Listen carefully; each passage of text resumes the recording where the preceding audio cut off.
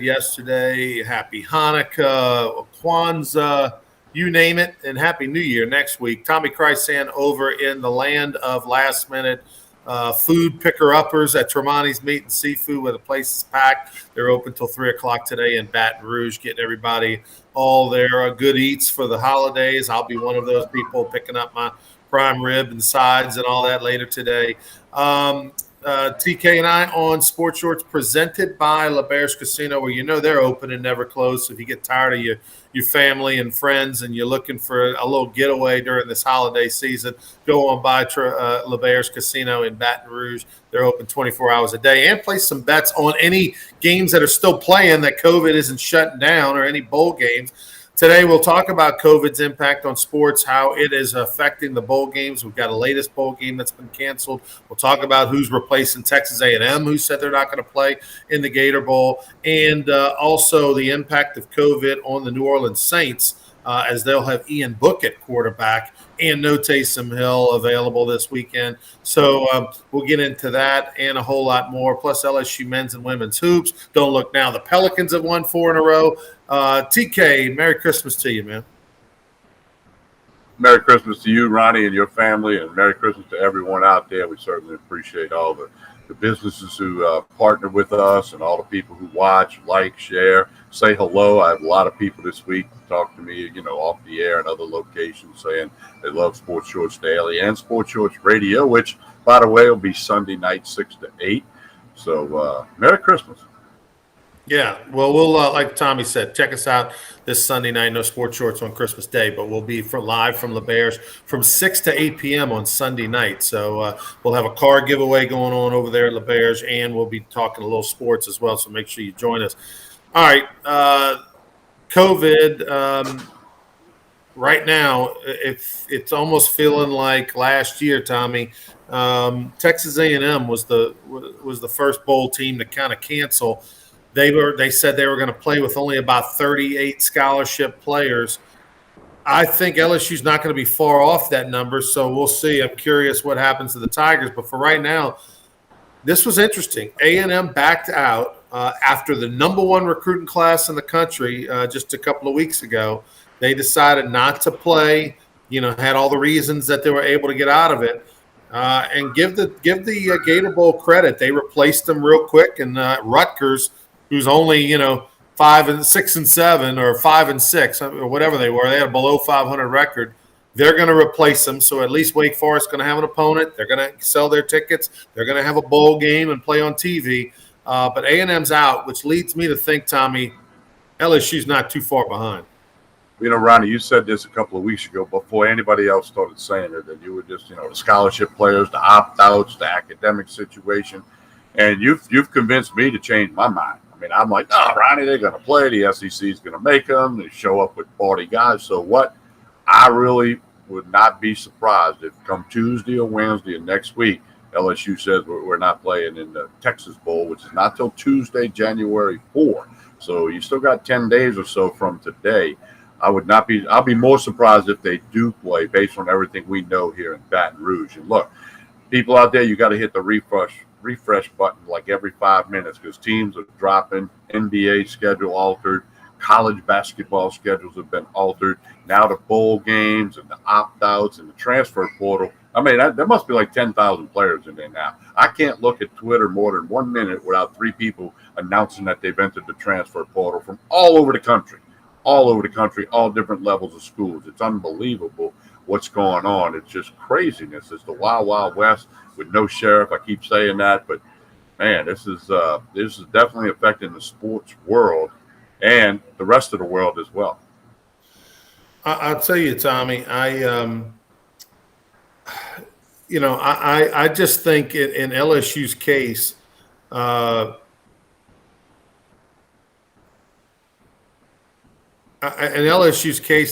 I think it's a situation where maybe not a bad call. You don't have a quarterback. You've got a coaching change. You've got coaches leaving, coaches coming. The coaching staff you have now isn't worried about this bowl game. As far as the guys that are going to be there next year, they're worried about recruiting, moving their families down, getting situated, finishing. They've got so many other things to worry about than to go play a meaningless bowl game at this point. If I'm Kelly, I almost want this. I mean, I should be going to Woodward going, hey, man, anything you can do to get us out of playing this game would be greatly appreciated. And I, as a fan, I don't know that I would care. I mean, we're getting retrained the way we think as fans, right? We're starting to think more in the lines of college football playoff or bust, or big bowl game or bust. These little ones, especially with a coaching change, there's not going to be a lot of carryover. I don't know that there's a whole lot of benefit by playing the game. Yeah, there's benefit in getting the practices in, but if you cancel the game, the week before, I think it gives LSU's coaching staff and all a focus on getting new hires and going after players and not running around a wide receiver at quarterback or a walk-on at quarterback and then, get beat by Kansas State. And then, with players that you have to have a roster to look up because they haven't even played this year, many of them, because that's what's going to happen. And you're going to play a lot of walk-ons and guys who haven't even played this year. It's just silly. I'm actually, if I had a vote, Tommy, I'd vote not to play. Well, let's look at it this way. I don't know all the details with the A&M program like I might know at LSU, but I got to believe LSU program is far more in disarray than Texas A&M, okay, when you add in all the layers, all right? And I mean, I'd be shocked if they play on January 4. I'll be surprised. I'm not going to say it won't happen. I'm not that smart.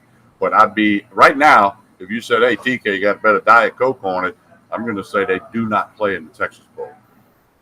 Well, Carl looking ahead saying that'd make things easy because basketball plays the same night. Carl, they play Kentucky at 6 o'clock is what it says on the website right now. That's a pretty big game for Will Wade's team. Yeah, go to the basketball game, Carl, and then just watch the football game on your phone. There's plenty enough fans to go around. I don't think there's going to be a ton of LSU fans that make that trip to Texas. There'll be a decent. Obviously, there's tons of LSU fans that live in Texas, but as far as people from here going 4 or 5 hours over there, I mean, it's not going to be like a normal deal on a Tuesday after all the holidays when you've already got to get back to work. Kids are getting back to school. No, there's not. Other than the alumni base and the hardcore LSU fans in the Houston area, which there are thousands and thousands of. Yeah, I agree with you, but I don't think the game's going to get played. So, man, you might want to check into that if you're thinking about going. All right, so the COVID deal. Now, there was another bowl game canceled today? Hawaii Bowl. They announced this morning that the Hawaii Bowl, Hawaii's playing in it. They've had an outbreak, and now the game's canceled. Not going to happen. No replacement teams, all that, like they're doing with the Gator Bowl. A&M got Rutgers to replace them. It was either going to be Rutgers or Illinois. They went with Rutgers for some reason. Both were 5-7. But, so, and look, by the time we finish this video, there may be another game canceled or another. By the way, this is a funny line by Nookie who said the irony of the home of the 12th man not be able to field enough bodies to play the Gator Bowl. That's been all over social media. They always say next man up. Well, they're going to change that now. You get that sign, the 12th man sign off of Kyle Field.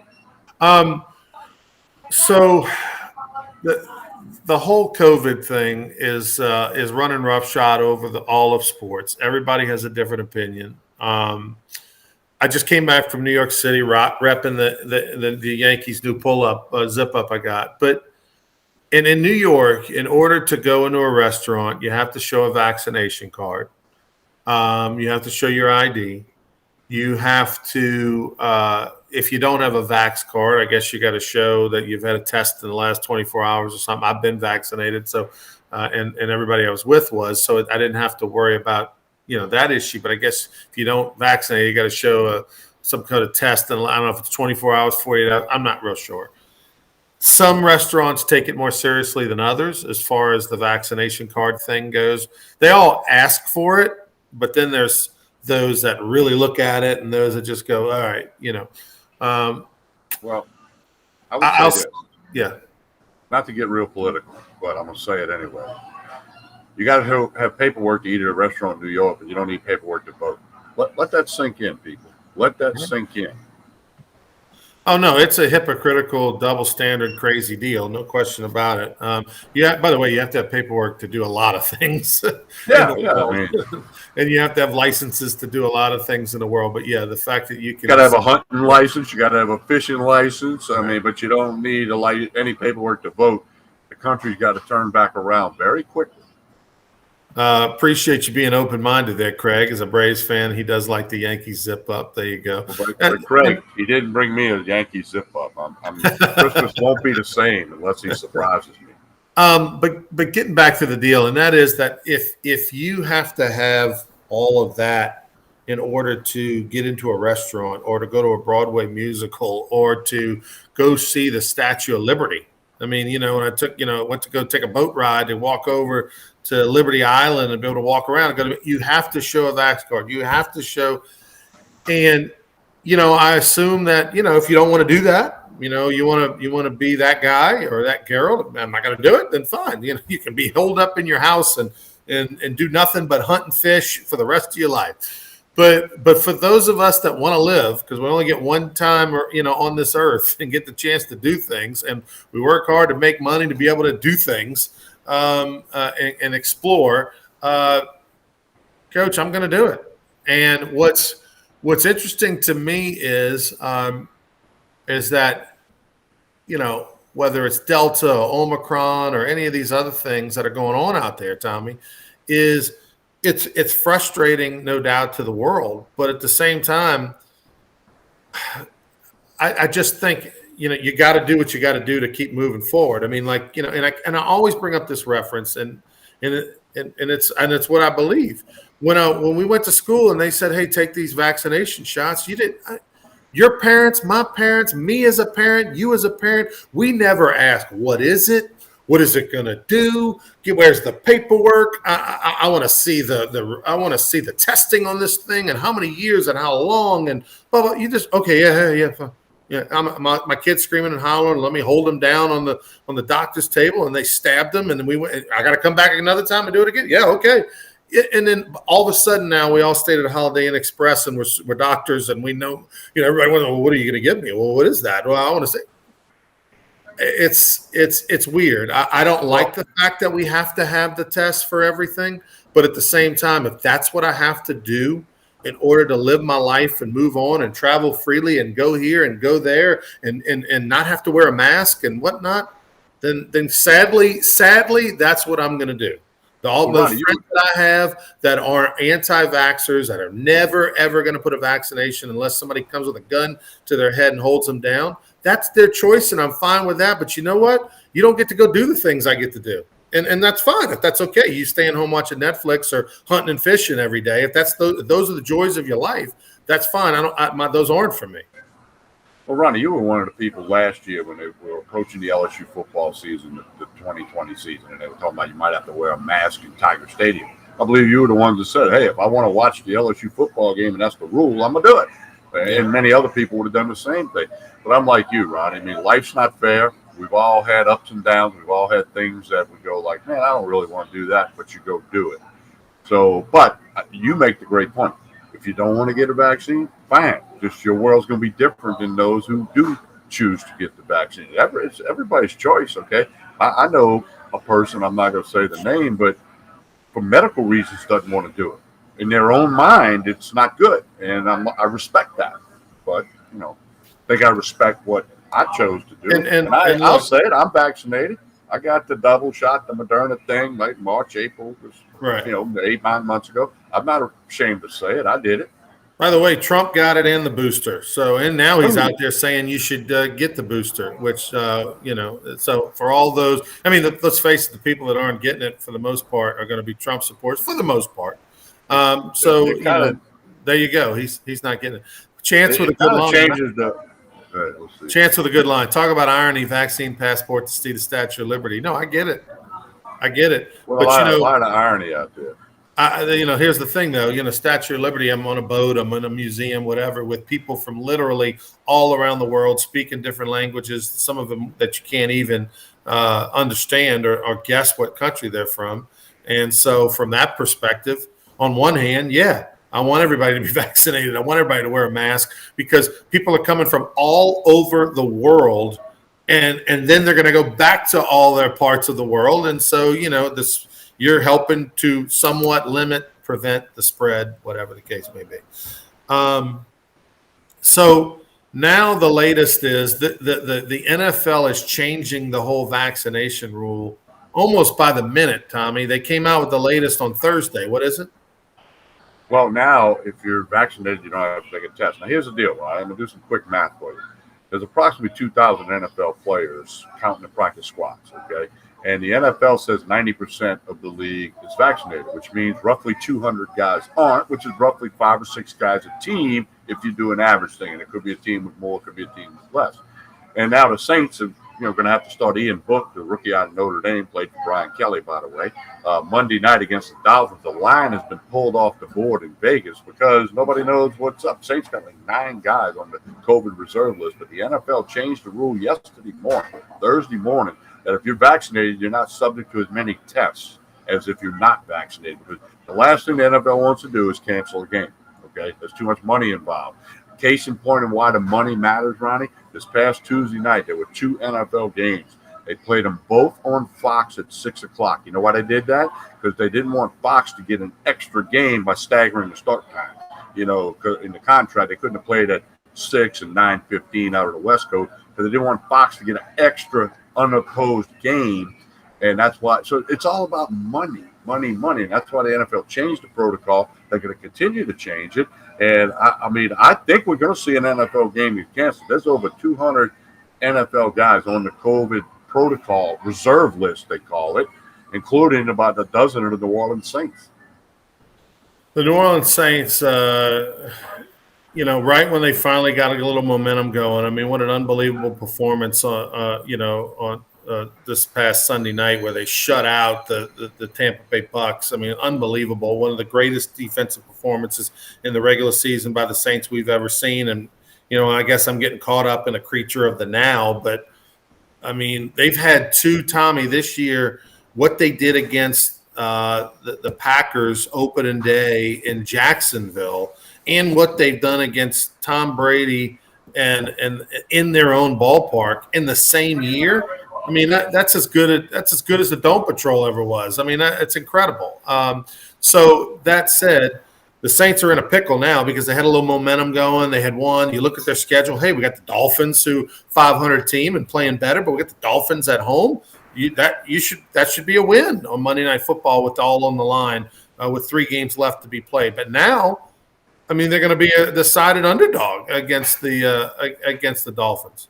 Yeah, they will be. And I got to say that Mario Davis not in the Pro Bowl. What the hell is wrong with people picking the Pro Bowl? I thought Damone Clark should have been an All-American, okay, and he was by one publication. But what are these people watching? If Mario Davis is not one of the best linebackers in the NFL, they need to get different people to vote. Anyway, no, you're right, Ron. The Saints are have surfaced well after that losing streak. Shut out Tom Brady. Boom. And now you got all of this, and you got Ian Book at quarterback, and actually Chance has got a great line. The reason why they changed the rules. You see that one, Ronnie? Why? He's saying. Yeah, the reason they're changing the rules is only the vaccinated players are getting it. It's in the jab. Yeah. Okay, I can't refute that, Chance.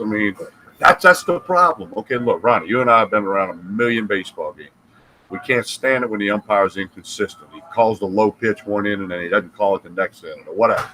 Well, that's what's frustrating the American people, not just the sports world, but the entire nation, because there's nothing but contradiction, inconsistency, and there's no substance. And it's confusing people. Well, I think that's why people are becoming sooner or later, here's what's going to happen. I'm going to tell you right now, I'm getting political. The government next month's going to come out with another variant. And everybody's going to say, go to hell, we don't believe it. Well, the problem is that they won't – I guess if you're trying to make sure – they won't just say, listen, we don't really know. You have to do something, okay? You have to do something, Tom. You can't just stand on the sidelines and go, I'm going to watch, okay? And what I mean by that is that it all comes down to hospitals. At the end of the day, it's about hospitals. Can they handle the load? It's not talking about how many beds they have. It's not talking about, even to a certain degree, how many vents they have. Because I would imagine at this point, we're getting pretty good at making sure people have vents. Okay. I mean, they've had 2 years to get this right. But it's about the workforce and the combination of the beds, the workforce and everything. They don't have the staff.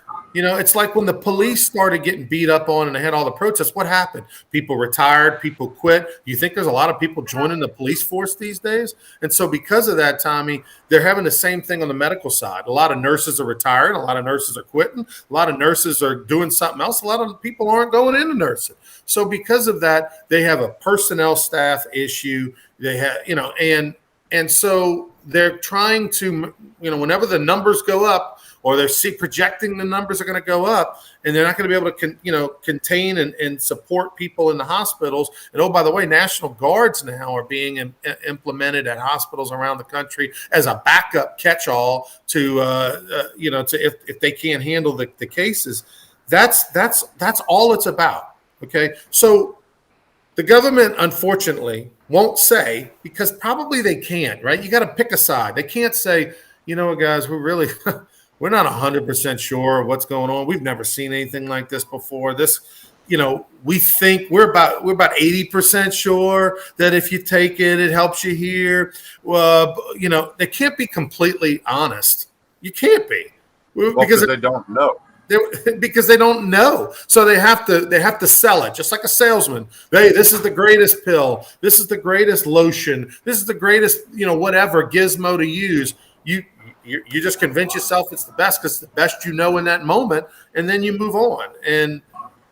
And so, look, at the end of the day, it's about the hospitals and can they handle patients? Do they have enough staff? Do they have enough room? Do they have enough vents? Do they have enough beds? If they do, then the rest takes care of itself. We can all get it, pass it on, get sick at home and all that. It's trying to keep people out of the hospital. And I think sometimes the government's making wrong choices. And could they be completely honest? I don't think they can. I recognize that. I mean, this could become a very serious medical thing, okay? But there's lots of serious medical things out there where it's being handled. But, Ronnie, there's a commercial on TV for one of these all-purpose cleaner things. And at the end of the commercial, they say it kills the virus that causes COVID. But why don't they send everybody a bottle of that stuff? Huh? That's right. $2.99. That make everybody buy it. Okay. And then it's going to kill it. And you're good. Just spray that little cleaner thing. And I'm not trying to be funny because I realize people have died. People are very sick. Family members have lost family members. I got 2 friends that died with COVID, not from COVID, but with COVID. 2 friends. One was kind of young. One was a little bit older and had health issues. So I understand it's very serious. I just think the way it's being portrayed, and as you said, the inconsistency and the fact that they don't really know, they flip-flop all the time, and that goes back to the umpire that won't call the low pitch in the second and then he called the first inning. It makes you frustrated. Let's see. Sidney Terrio, this is a little inside joke. It might help out our bet of under 9 wins for the season. There's no question about that. For those 3 games left to be played during the regular season, and Joel Davis and I on Sports Church Radio had a bet going back to the beginning of the season, where he said the Saints would win 10 games or more. I said they would win 8 or less, 8 or fewer, and 9 is the push spot. So when you beat Tampa Bay on the road and shut them out, that's an unexpected win. So now you're 7-7. And with 3 games left to be played, and one of those is Miami, you think, hey, I got a chance to at least get to 9 to get, to lose the bet. And now you've got to play with Ian Book and no other quarterback behind him. And so, that looks to be, and with all the, that should be a loss for the Saints. We'll see what happens. But, so I'm hoping I can, the Saints only win 1 more. I get to go to Doe's Eat Place, take Tommy, and we get to break Joel and eat and drink as much as we humanly possibly can. Let's see what else. We all are, Chance. Curious to see Ian Book play. Yeah, I mean it's See how he does. No doubt about it. What somebody said last night, this is not a new chapter in Saints football. It's a new book. Is Kamara the backup QB? Yes. Probably. Yes, Yeah. he is, and that would probably be a Wildcat thing. I don't know if Mhm. Kamara can throw a football or not. He might be working a lot on that today. I don't know. Yeah, they'll run a lot of wing T action type stuff. All right, let's LSU football. We told you, Tommy. At this point, I mean, are you saying you think if you had to bet, if I came to you right now, Tommy, and I said, I bet you $20 LSU plays or doesn't play, and you have to take the bet, where are you putting your money? That they do not play January 4th against Kansas State. All right. A&M opened a can of worms, and you can't get all the worms back in the can. By the way, I do like the fact that the NCAA is allowing bowl games. Obviously, if they have enough time, like this morning, there's not enough time with the Hawaii Bowl. But I do like the fact that they're allowing teams to replace bowl teams with someone else. In this case, Rutgers had a losing season, but they had the highest, grade improvement from one year to next year, whatever. So that, they rank. There's some formula that they're ranking the teams that are interested in playing based on academics, and so it's a nice reward for them. I think that's a good thing. I think the show must go on, and as much as possible. That said, A&M canceled their game far enough in advance. I'm curious to see if and when LSU would do it, what the proper time frame is on this thing. Again, I think LSU's got far more reasons than A&M, including the whole COVID protocol thing. Any special events planned for the first Sports Shorts Sunday? I know Derry Beckwith will join us. I know myself and you and I, TK, will be there. Joel won't. Family Day Sunday always has a thing, but Family Day Sunday. They're giving away a car. So the first time we're going to give away a car on air, that's pretty cool. So, yes. Yeah, I think that's a good one. Yeah, but we want people to come. You'll be ready to get out the house Sunday evening. Come to the Stadium Club, Bar and Grill. We'll be set up to the left when you walked in, and Jerry Beckwith will have some good information, and we'll have some fun, a little Sports Shorts radio, because Hold the Rope is normally on Sunday nights, but with Skip and Cano, that'll return Sunday, January 2nd in its regular time. By the way, Craig reminded us baseball ranked in the top 3 in the polls that came out on Monday. That's a little aggressive. Texas number 1, Vandy number 2, LSU number 3. I mean, look, it's what are polls based on? Polls are based on what you did last year. What do you have coming back? And what did you add? Well, they added an All-American. They added a new coach that took a team to the World Series. You won a regional last year with not a good team on the road, and you've got all the offensive players just about back. So lineup-wise, and we know this, lineup-wise, LSU is going to be as good as anybody in the country. Defensively, they're going to be probably as good as anybody in the country. Big question mark on the pitching. Who's going to pitch? What roles? How are they going to do? Do they have enough depth? That is the literally the $1 million question.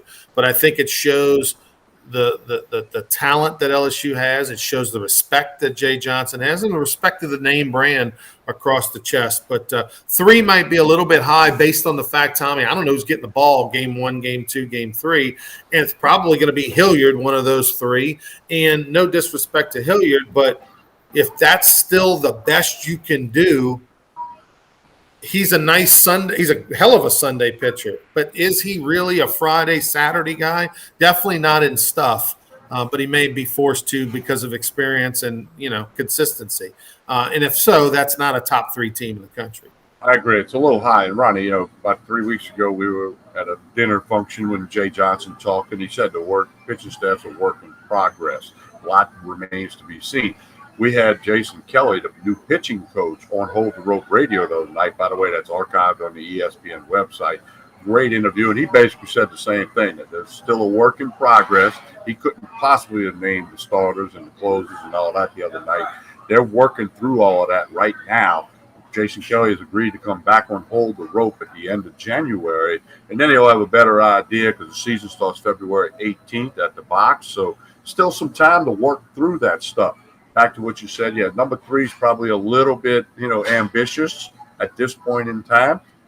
Time will tell whether it's correct or not. The famous Rance 13 quote, let it play out. Let's see here. When will the baseball roster be finalized? Don't we still have too many players? Officially, the roster will be put out. Well, is it out now? I'm looking real quick. They've changed the website to reflect the guys that are not going to return. So you can go to who are some of the players, Tommy, that are not going to be on this year's roster? The catcher Wyeth. Jake Wyeth, who was a JUCO transfer. Braden Doty, a catcher who was Cade's brother. He's not on the team. Smith, a pitcher. There's a couple of pitchers. I saw the list last week. And then there was like 1 or 2 freshmen that were like preferred walk-ons. Yeah, and so those guys will not be on the roster this spring. It doesn't mean they're leaving LSU. It means they won't be on the roster. But, I would think we get an announcement from LSU after the first of the year with the official announcement. Looking at the roster online for LSU, Brennan Holt did make the team. He was a guy that was on the bubble because, quite frankly, Brennan Holt and Will Safford are kind of the same guy. Both little teeny tiny middle infielders, so both of them made the team. These are far as guys that might have been a little bit on the fence or new faces. Braden Jobert going to be one of the big newcomer names. He's a JUCO transfer from Delgado. Started his career at Nichols, hit a homer against LSU when he was at Nichols on a game that we did on CST and the Jumbo Sports Network. He's going to have a big impact. He's a newcomer. Brady Dross made the team. He was in a battle in the outfield of the Barb outfielder who had some good moments last year, but fell off down the stretch and didn't have a great fall. But he did. They kept him around. Collier Cranford, that's probably the biggest surprise for me. I wasn't sure Collier Cranford would make the team, and he did. He's an infielder from Zachary High School. So Collier Cranford. Let's point out you can now have 40 on the roster. The pre-COVID rules were 35. Now you can have 40. So somebody like Cranford and maybe another guy or two is in there because you got those extra 5 spots granted by the NCAA. I think if the old coaching staff had been here, it might have been a little tougher for Cranford to maybe make the team. We mentioned Will Safford, Alex Milazzo back. He had a good fall, by the way, Alex Milazzo. Beloso had a really good fall. Cade Beloso did, and he needed to because I don't know where Cade Beloso is going to play. He's not going to play first. He may have been. He's not going to play left because of Dugas. DH is his only position. He didn't do well in that spot last year, but he's going to have to battle his off to play this year. They got so many weapons. Here's another guy. It's a little bit of a surprise. He's still stuck. Again, the 40-man roster really helps you. They carried 46, I believe, during the fall. Hayden Travinsky made the team. Remember, Hayden Travinsky got hurt last year, catcher out of Shreveport. They really like this young man, Tyler McManus, catcher. The outstanding transfer from Stanford. He had 9 home runs in the fall. My God, that's a ton in the fall. Especially, hopefully it's against good pitching. So you got McManus, you got Travinsky, you got Milazzo. I'm trying to think. They really like McManus' stick. Milazzo's probably a better catch and throw guy, but McManus, his kick can hit. As far as the names, there was no real big names, right? Not really, no. Nobody that played a lot of innings or got a lot of at-bats. So nobody that was, no DiGiacomo or Beloso, who, some said at the beginning of the fall it'd be a question whether they were still around, but they are. All right. Well, who I'm interested to seeing this year is Javin Coleman, the lefty. That was a freshman last year. I'm really curious to see Javin Coleman. He was outstanding. Looks like we lost TK, but that's fine. We're coming to an end here anyway on Sports Shorts. So I want to wish everyone out there a Merry Christmas. Bring Tommy in for a final thought here. TK, we'll bring you in for a final thought. He's He's dropping out. I know we're having some technical problems on his end over at Tremonti's, but just want to say Merry Christmas and a Happy New Year to everybody out there. It's been a crazy, crazy time. Once again, we kind of were hoping Christmas 2021 would be back to quote unquote normal, whatever that is, whatever Christmas, I guess 2019 was like, would have been the last normal Christmas we had. And so for all of those out there, we wish you a Merry Christmas, a Happy New Year. Hope that you have a wonderful time. We'll let Tommy plug Tremonti's Meat and Seafood before he – TK, real quick, get in a little plug for Tremonti's before we tell everybody bye. We're going to close today, Christmas Eve, about 3 p.m. Merry Christmas to everybody. Back open New Year's Eve morning, the 31st, in case you need stuff for New Year's Eve or New Year's Day. Tremonti's will be back open at that time. So they appreciate everybody. Huge crowd in here this morning, picking up stuff and a huge whiskey sale. So last minute shopping. I got all my shopping done. First time in many a year I'm not buying something on the 24th. So, but if you're looking for that bottle of whiskey or a great wine, come on over here to Tremonti's. All right, for Tommy, I'm Ronnie. Merry Christmas and Happy New Year to everyone. Check us out this Sunday night from 6 to 8 on Sports Church Radio, live from LeBear's Casino on 104.5 ESPN Baton Rouge.